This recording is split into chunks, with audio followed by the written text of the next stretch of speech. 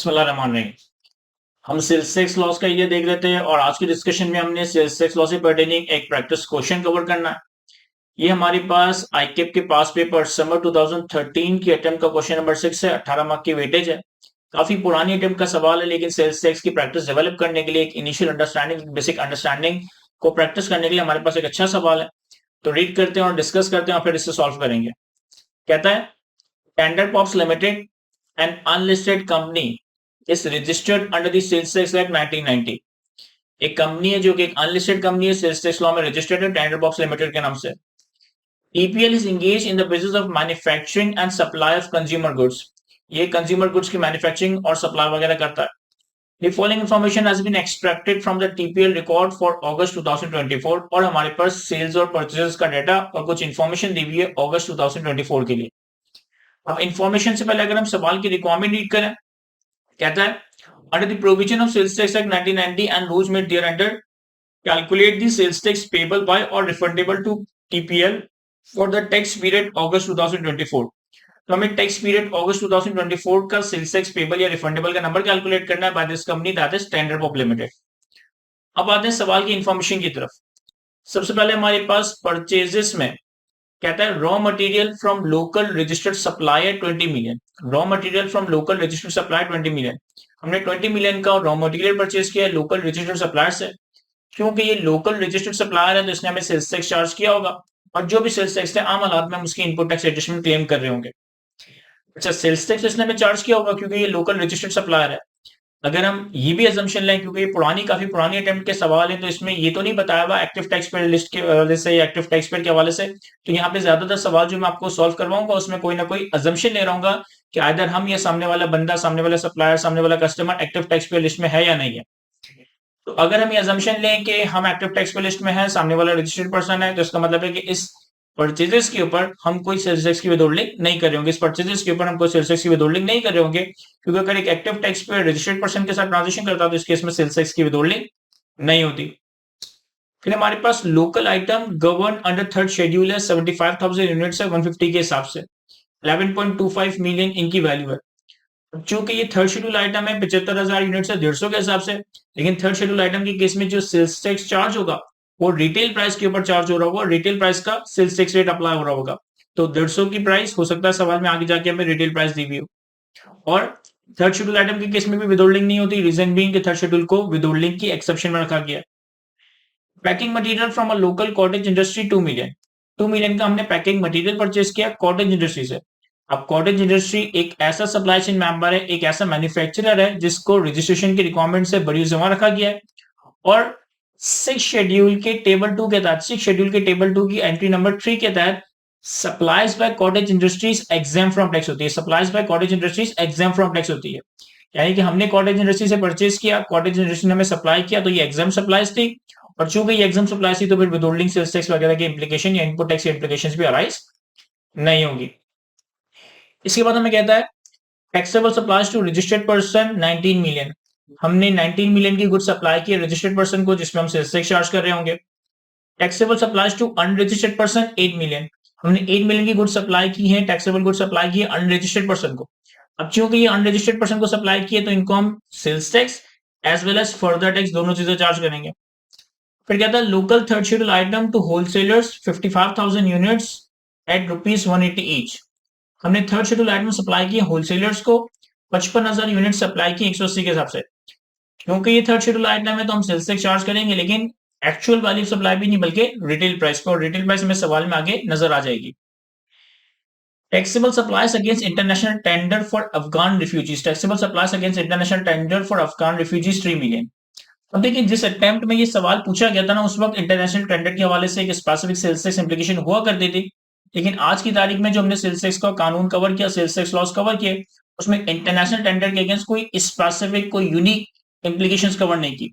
तो international tender के against भी अगर हमने सप्लाईज किए तो ये नॉर्मल सप्लाईज ही ट्रीट होंगी, इन पे भी सेल्स टैक्स चार्ज हो रहा होगा। फिर कहता है, the following information is available. TPL has entered into hire purchase agreement with WAP Limited for supply of goods worth 4,59,000 inclusive of 2% markup। हमने एक हायर परचेस एग्रीमेंट किया WAP लिमिटेड कस्टमर के साथ, जिनको हम गुड्स सप्लाई करेंगे 4,59,000 की, और इस 4,59,000 की प्राइस के अंदर 2% का मार्कअप शामिल है। हमने ये बात कवर की है कि हायर परचेज या इंस्टॉलमेंट सेल्स के केस में जो वैल्यू ऑफ सप्लाई होती है, वो value of supply open market price होती है, वो value of supply exclusive of markup price होती है। तो इस 459,000 की प्राइस में से हम 2% मार्कअप को एक्सक्लूड कर देंगे। फिर कहता है गुड्स वर्थ 2 लाख और supply to a creditor against the final settlement of his debt of ₹175,000।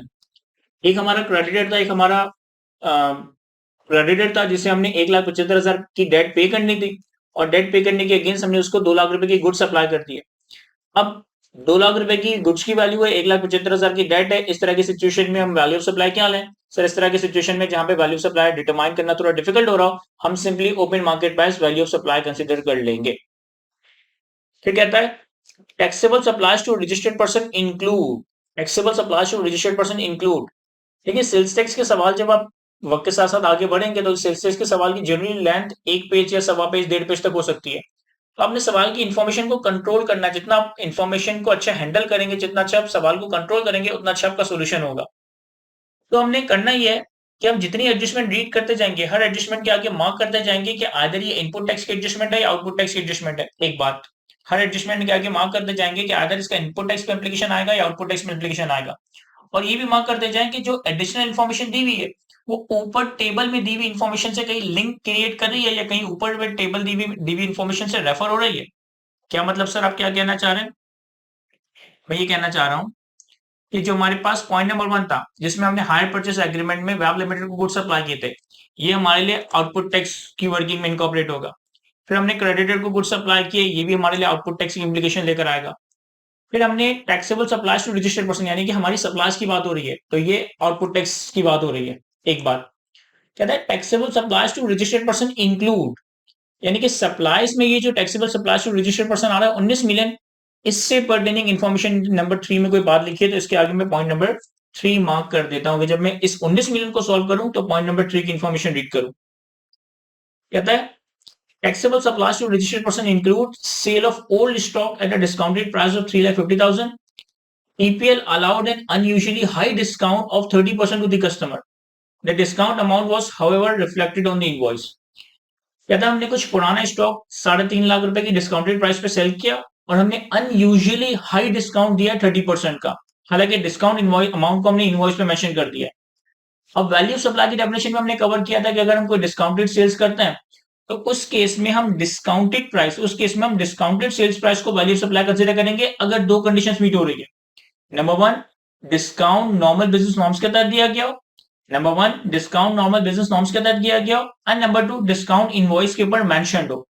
तो अब यहाँ पर डिस्काउंट इनवॉइस पे मेंशन तो है, सेकंड कंडीशन तो मीट हो रही है, लेकिन एक लफ्ज इस्तेमाल कर रहा है कि अनयूजुअली हाई डिस्काउंट दिया। तो इसका मतलब है ये unusually high discount normal discount नहीं है। चूंकि ये नॉर्मल डिस्काउंट नहीं है तो अब हम डिस्काउंटेड प्राइस को नहीं बल्कि डिस्काउंट से पहले वाली जो प्राइस होगी उसे वैल्यू ऑफ सप्लाई कंसीडर करेंगे। डिस्काउंट से पहले वाली जो प्राइस होगी वो हमारे लिए वैल्यू ऑफ सप्लाई बन जाएगी।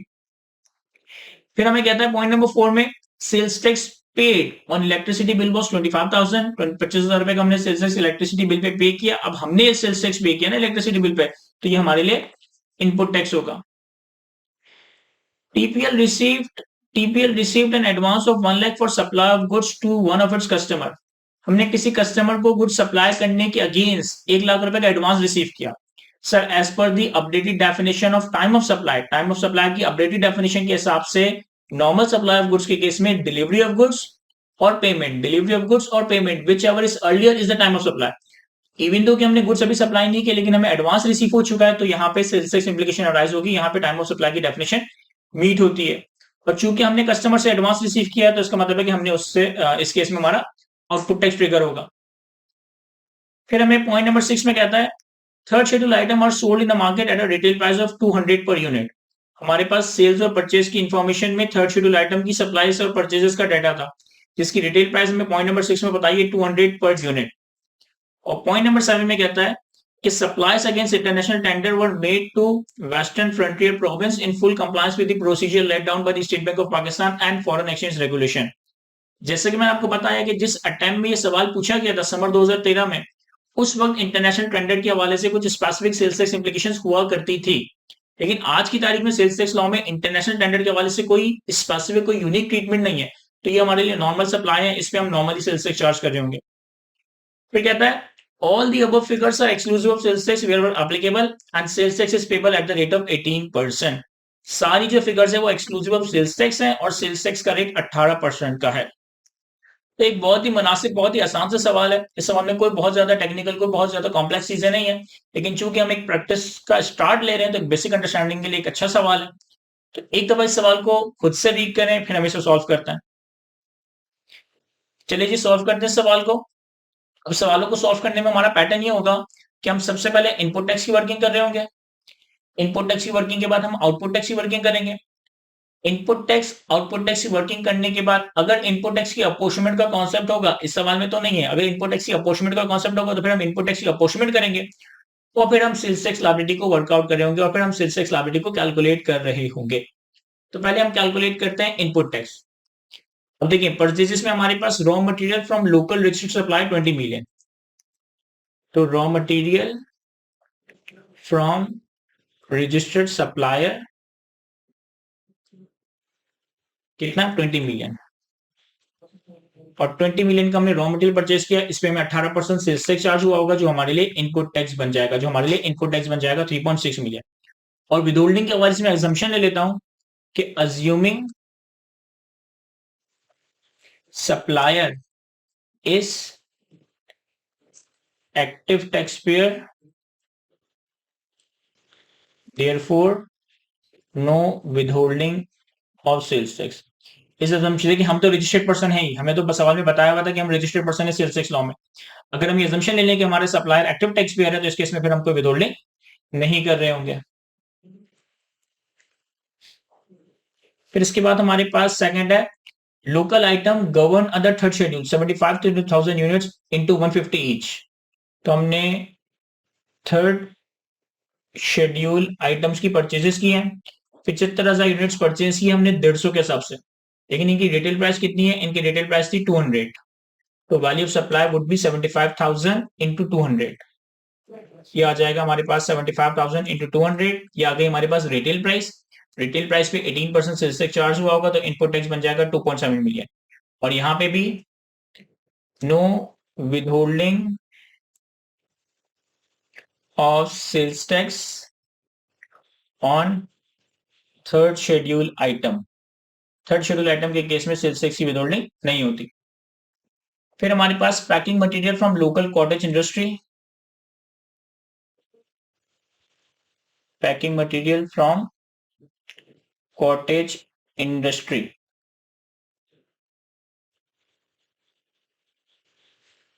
कितना है, 2 मिलियन। कॉटेज इंडस्ट्री की सप्लाई एग्जेम्प्ट होती है, तो यहाँ पे हमने कोई सेल्स टैक्स पे ही नहीं किया होगा, तो हमारे लिए कोई इनपुट टैक्स भी नहीं होगा।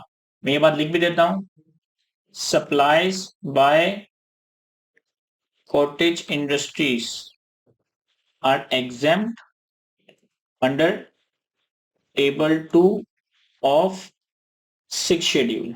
टेबल 2 ऑफ 6 शेड्यूल के तहत कॉटेज इंडस्ट्री जो सप्लाई करता है वो एग्जेम्प्ट होती है, कॉटेज इंडस्ट्री जो सप्लाई करता है वो एग्जेम्प्ट होती है। अगर हम कॉटेज इंडस्ट्री को सप्लाई करेंगे तो हम सेल्स टैक्स चार्ज करेंगे।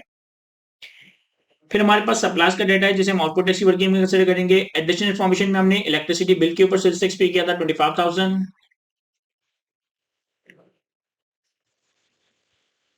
यहाँ पे हमें 25,000 वैल्यू ऑफ सप्लाई नहीं दी, बल्कि 25,000 डायरेक्टली सेल्स टैक्स का अमाउंट दे दिया। Sales tax paid on electricity bill was 25,000, तो 25,000।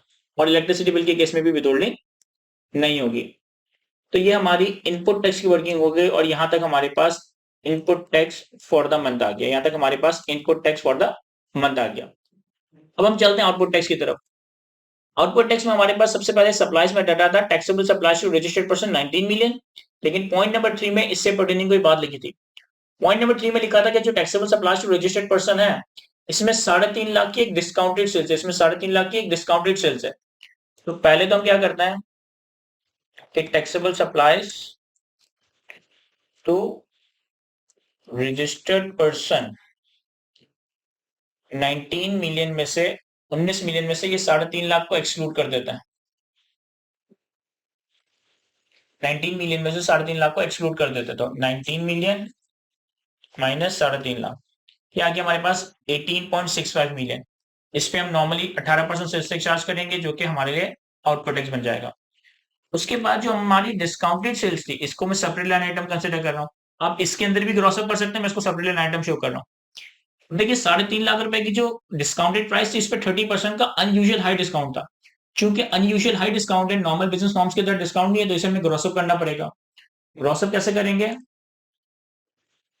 3.5 लाख डिवाइडेड बाय 70%, 3.5 लाख को 70% से डिवाइड कर दें, तो ये आ जाएगा 3.5 लाख डिवाइडेड बाय 70%, तो ये आ गया हमारे पास 5 लाख। 5 लाख की ग्रॉस अमाउंट, 5 लाख की डिस्काउंट से पहले वाली अमाउंट पे हम सेल्स टैक्स चार्ज करेंगे, तो ये हमारे पास 90,000 का आउटपुट टैक्स आ गया। फिर हमारे पास है taxable supplies to unregistered person 8 million. Taxable supplies to unregistered person कितना? 8 मिलियन।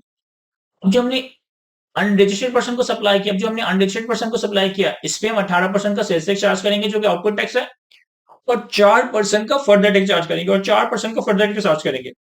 अब फर्दर टैक्स के बारे में मैंने आपको एक बात बताई कि फर्दर टैक्स जो भी आप कस्टमर को चार्ज करोगे, जो भी आप अपने अनरजिस्टर्ड कस्टमर को फर्दर टैक्स चार्ज करोगे, वो आप एज इट इज गवर्नमेंट को पे कर दोगे, वो आप एज इट इज गवर्नमेंट को पे कर दोगे। फर्दर टैक्स के against input tax adjustment claim नहीं करोगे। फर्दर टैक्स के against input tax adjustment claim नहीं करोगे। तो मैं इसे अपनी वर्किंग में कैसे इनकॉर्पोरेट करूंगा कि जब मैं आउटपुट टैक्स कैलकुलेट कराऊंगा, जब मैं आउटपुट टैक्स कैलकुलेट करूंगा, तो यहाँ पे फर्दर टैक्स कैलकुलेट नहीं करूंगा। अपने पास रिमार्क्स में लिख के रख देता हूं कि subject to further tax at 4%। इस ट्रांजेक्शन पे हमें 4% का फर्दर टैक्स कैलकुलेट करना है। और जब हम finally sales tax liability calculate करेंगे, तो उसमें ये फर्दर टैक्स का अमाउंट ऐड कर देंगे। मैं रिपीट कर रहा हूं, अगर हम being a supply chain member, being a registered person कोई गुड सप्लाई करते हैं अनरजिस्टर्ड पर्सन को, तो हम नॉर्मल सेल्स टैक्स के अलावा 4% का फर्दर टैक्स भी चार्ज करते हैं। लेकिन फर्दर टैक्स के अगेंस्ट हमें इनपुट टैक्स एडजस्टमेंट क्लेम नहीं की जा सकती। फर्दर टैक्स हमें एज इट इज गवर्नमेंट को पे करना है। इस बात को अपनी वर्किंग में कैसे इंकॉर्पोरेट करेंगे कि फर्दर टैक्स को आउटपुट टैक्स की वर्किंग में शो नहीं करेंगे। जब final sales tax liability calculate करेंगे, उस वक्त हम फर्दर टैक्स का एक लाइन आइटम ऐड कर देंगे। तो यहाँ पे मैंने सिर्फ लिखकर रख दिया कि this transaction is subject to further tax at the rate of 4%। फिर हमारे पास थर्ड शेड्यूल आइटम 55,000 यूनिट्स। अब 55,000 यूनिट्स जो कि हमने सप्लाई किए 180 के हिसाब से, लेकिन सेल्स टैक्स चार्ज होगा रिटेल प्राइस 200 पे। तो 55,000 यूनिट्स इंटू 200, 11 मिलियन आ गया, और उस पर आउटपुट टैक्स आ गया 19.8 मिलियन। अच्छा देखें, मैंने जो परचेजेस की उसके हवाले से मैंने विदहोल्डिंग के बारे में कुछ ना कुछ लिखा कि पहले वाली केस में हमने कहा विदहोल्डिंग इस अजम्पशन पे नहीं हुई कि सामने वाला एक्टिव टैक्स पेयर है। सेकंड केस में हमने कहा कि थर्ड शेड्यूल आइटम है तो विदहोल्डिंग तो होती नहीं। थर्ड वाले में कहा कि supplies by cottage industry exempt है, तो विदहोल्डिंग का सवाल ही क्रिएट नहीं होता। लेकिन जो मैंने अपनी सेल्स की, जो मैंने अपनी सप्लाईज की, इस पे विदहोल्डिंग के बारे में मैं कुछ भी नहीं लिख रहा, क्योंकि मैं तो रजिस्टर्ड पर्सन हूं ना, मैं तो एक्टिव टैक्स पेयर ही हूं। तो चूंकि मैं रजिस्टर्ड एक्टिव टैक्स पेयर हूं, तो सामने वाला मेरे ज्यादातर केसेस में विदहोल्डिंग नहीं बन रही होगी। फिर हमारे पास taxable supplies against international tender 9 million, sorry, हाँ 3 मिलियन। ये आज की तारीख में एक नॉर्मल सप्लाई है, इस पे हम 18% के हिसाब से सेल्स टैक्स चार्ज कर देंगे। फिर हमारे पास फर्दर इंफॉर्मेशन में सबसे पहले था हायर परचेस एग्रीमेंट, 459,000 की वैल्यू थी, बट 2% मार्कअप के साथ थी। तो हमारे पास हायर परचेस एग्रीमेंट अब 4,59,000 की प्राइस है, लेकिन इंक्लूसिव ऑफ 2% मार्कअप है, तो 102% से इसे ग्रॉस अप कर देंगे। तो 459,000 डिवाइडेड बाय 102%, ये आ गया हमारे पास 4.5 लाख। इसमें से 2% मार्कअप हमने एक्सक्लूड कर दिया, और इस पे 18% सेल्स टैक्स। फिर हमारे पास है गुड्स वर्थ 2 लाख और supply to creditor against final settlement of date.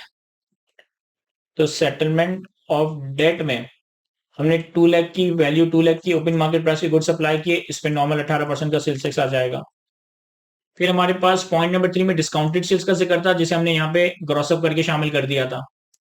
फिर हमारे पास पॉइंट नंबर 4 में इनपुट टैक्स था। फिर पॉइंट नंबर 5 में एडवांस पेमेंट था। एडवांस पेमेंट आज की तारीख में advance payment time of supply की डेफिनेशन मीट करता है। और एडवांस पेमेंट कितनी थी? 1 लाख की। तो इस पे भी हम सेल्स टैक्स चार्ज कर रहे होंगे, इस पे भी हमारे पास आउटपुट टैक्स आ रहा होगा। तो मेरे ख्याल है कि सवाल में जितनी इंफॉर्मेशन थी सबको मैंने इनकॉर्पोरेट कर लिया है। ये हमारे पास आउटपुट टैक्स कैलकुलेट हो जाएगा।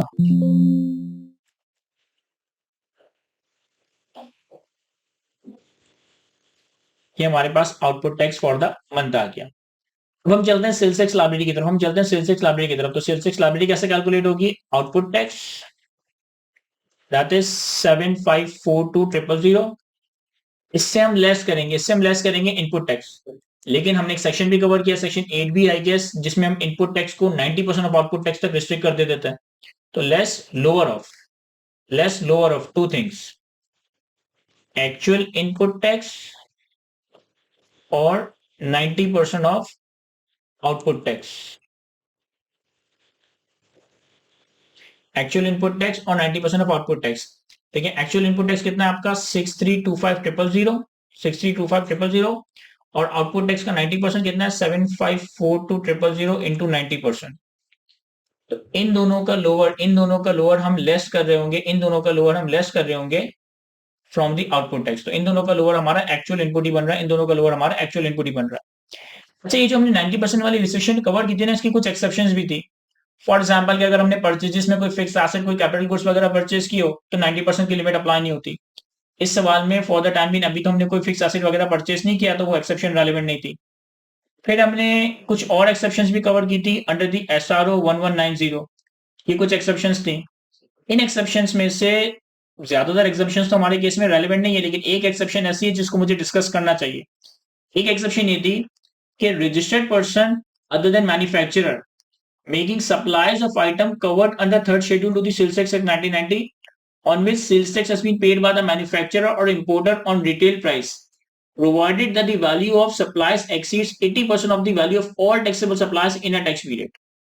इस एक्सेप्शन में क्या था कि अगर एक रजिस्टर्ड पर्सन जो कि मैन्युफैक्चरर नहीं है, थर्ड शेड्यूल आइटम की सप्लाईज करता है, जिसके ऊपर मैन्युफैक्चरर या इंपोर्टर ने रिटेल प्राइस पे सेल्स टैक्स पे कर दिया है, और ये थर्ड शेड्यूल आइटम की sales 80% of the taxable supplies, 80% of the all taxable supplies exceed कर रही हो। अगर एक registered person other than manufacturer of third schedule item की सप्लाई करता है और थर्ड शेड्यूल आइटम की सप्लाईज टोटल टैक्सेबल सप्लाईज का 80% से ज्यादा है, तो फिर सेक्शन 8B की 90% वाली रिस्ट्रिक्शन अप्लाई नहीं होगी। सवाल की बात करें तो इस सवाल में हम मैन्युफैक्चरर थे, लेकिन मैन्युफैक्चरर के साथ साथ सप्लायर भी थे। हमने कुछ थर्ड शेड्यूल आइटम परचेज करके एज इट इज सेल किए थे, ऐसा ही है। हमने थर्ड शेड्यूल आइटम के 75,000 यूनिट्स परचेज किए थे, 55,000 यूनिट्स सेल किए थे। तो हमें यहाँ पे ये चेक करना है कि अगर हम supply of third schedule items और total taxable supplies of third schedule item और टोटल टैक्सेबल सप्लाईज का रेशियो देखें। देखिए थर्ड शेड्यूल आइटम की सप्लाईज कितनी थी सर? हमारी सप्लाई की वर्किंग में, आउटपुट टैक्स की वर्किंग में थर्ड शेड्यूल आइटम की सप्लाईज थी 11 मिलियन। और टोटल टैक्सेबल सप्लाईज कितनी थी सर? टोटल टैक्सेबल सप्लाईज में आपने आउटपुट टैक्स की वर्किंग में जिन जिन सप्लाईज पर सेल्स टैक्स चार्ज किया सबका टोटल ले लें। तो ये supply of third schedule item आ गया, ये टोटल टैक्सेबल सप्लाईज आ गया। अब अगर आप इन दोनों के दरमियान रेशियो कैलकुलेट करें तो ये बनता है 26%, यानी कि थर्ड शेड्यूल आइटम की सप्लाई हमारी टोटल टैक्सेबल सप्लाईज का सिर्फ 26-27% है। तो इसका मतलब है कि ये वाली जो एक्सेप्शन है ये हमारे केस में रेलेवेंट नहीं है। अगर थर्ड शेड्यूल आइटम की सप्लाई अदर देन मैन्युफैक्चरर, हम इस केस में थर्ड शेड्यूल आइटम के मैन्युफैक्चरर नहीं है, हमने सिर्फ बाय करके सेल किया था। अगर थर्ड शेड्यूल आइटम की सप्लाई हमारी टोटल टैक्सेबल सप्लाईज के 80% से ज्यादा होती तो फिर हमारे केस में 8B अप्लाई नहीं होता, लेकिन चूंकि यहाँ पे सिर्फ ये 26% बन रहा है तो 8B अप्लाई होगा। तो आपने आउटपुट टैक्स लिखा, इससे लेस किया lower of actual input tax और 90% ऑफ द आउटपुट टैक्स, तो एक्चुअल इनपुट टैक्स लोअर आया। अब ये आपके पास एक नंबर आ गया 1.217000। अब गौर से मेरी बात सुनिएगा, देखिए आउटपुट टैक्स से इनपुट टैक्स माइनस करने के बाद अगर आपके पास पॉजिटिव नंबर आ जाता है, यानी कि आपका पेबल है, तो आप क्या करोगे? आप ऐड कर दोगे फर्दर टैक्स। फर्दर टैक्स कितना था सर? हमने 8 मिलियन की सेल्स की थी अनरजिस्टर्ड पर्सन को, जिसमें हमें 4% का फर्दर टैक्स चार्ज करना था। 8 million into 4%, 8 million into 4%, 8 million का 4%। और इस पॉजिटिव नंबर में फर्दर टैक्स ऐड करने के बाद हमारे पास सेल्स टैक्स लायबिलिटी कैलकुलेट हो जाएगी। अगर तो आउटपुट टैक्स से इनपुट टैक्स माइनस करने के बाद यहां पर पॉजिटिव नंबर आ रहा है, तो इस पॉजिटिव नंबर में आप फर्दर टैक्स ऐड करोगे, आपकी सेल्स टैक्स लायबिलिटी आ जाएगी। लेकिन अगर आउटपुट टैक्स से इनपुट टैक्स माइनस करने के बाद यहाँ नेगेटिव नंबर आ रहा होता, सर नेगेटिव नंबर कैसे आएगा, आने वाले सवालों में आप देखेंगे कि यहाँ पे नेगेटिव नंबर आएगा। अगर तो यहाँ पे नेगेटिव नंबर आता तो फिर हम फर्दर टैक्स लायबिलिटी को एडजस्ट नहीं करते, बल्कि जो भी फर्दर टैक्स होता वो हमारी सेल्स टैक्स लायबिलिटी बन जाता, बल्कि जो भी फर्दर टैक्स होता वो हमारी सेल्स टैक्स लायबिलिटी बन जाता, और इस नेगेटिव नंबर को हम input tax to be carry forward का नाम दे रहे होते हैं। मैं रिपीट करता हूं, अगर आउटपुट टैक्स से इनपुट टैक्स माइनस करने के बाद पॉजिटिव नंबर आता है यानी कि पेबल है, तो इसमें फर्दर टैक्स ऐड किया, ये टोटल सेल्स टैक्स लायबिलिटी बन गई। लेकिन अगर आप आउटपुट टैक्स से इनपुट टैक्स माइनस करने के बाद यहाँ नेगेटिव नंबर देखोगे, आने वाले वक्त में होगा, तो फिर इस नेगेटिव नंबर को हम input tax to be carry forward कहेंगे, और जो भी हमारा फर्दर टैक्स होगा ये हमारी सेल्स टैक्स लायबिलिटी बन जाएगा। नेगेटिव नंबर को फर्दर टैक्स से एडजस्ट मत कर दीजिएगा, नेगेटिव नंबर को फर्दर टैक्स से एडजस्ट नहीं करेंगे, क्योंकि फर्दर टैक्स के अगेंस्ट हम इनपुट टैक्स एडजस्टमेंट क्लेम नहीं कर सकते, फर्दर टैक्स के अगेंस्ट हम इनपुट टैक्स को अलाउ या माइनस नहीं कर सकते। तो यहाँ पॉजिटिव नंबर था इसलिए मैंने फर्दर टैक्स ऐड किया, ये मेरी टोटल सेल्स टैक्स लायबिलिटी बन गया। अगर यहाँ नेगेटिव नंबर होता तो ये sales tax to be carry forward होता, और फिर फर्दर टैक्स मेरी सेल्स टैक्स लायबिलिटी बन रहा होता, क्योंकि वो मैंने एज इट इज गवर्नमेंट को पे करना है। इसके बाद input tax to be carry forward if any, क्या हमारा कुछ इनपुट टैक्स कैरी फॉरवर्ड होना है? Sir actual input tax 6.3 million था, लेकिन 90% of the output tax higher side पे था, तो हमने सारा का सारा इनपुट क्लेम कर लिया था। क्योंकि हमने सारा का सारा इनपुट क्लेम कर लिया था, तो कोई input tax to be carry forward नहीं बन रहा है। तो यहां तक हमारा ये सिंपल सा सवाल कंप्लीट हुआ जाता है। इस सवाल में कोई एज सच कॉम्प्लेक्स इंप्लीकेशंस नहीं थी, ना विदहोल्डिंग एज सच कोई डिस्कशन थी, ना कोई जीरो रेटेड एग्जाम सप्लाईज थी। ये सिर्फ एक बेसिक फाउंडेशन आपके लिए क्रिएट हो रही है, ताकि आने वाले वक्तों में आप मुश्किल से मुश्किल तरीन सवालों को सॉल्व कर रहे हो। तो आई होप कि इस सवाल को मैं आपको अच्छे से एक्सप्लेन कर सका हूं। आज की इस गुफ्तगू को हम यहीं तक रखते हैं। Thank you.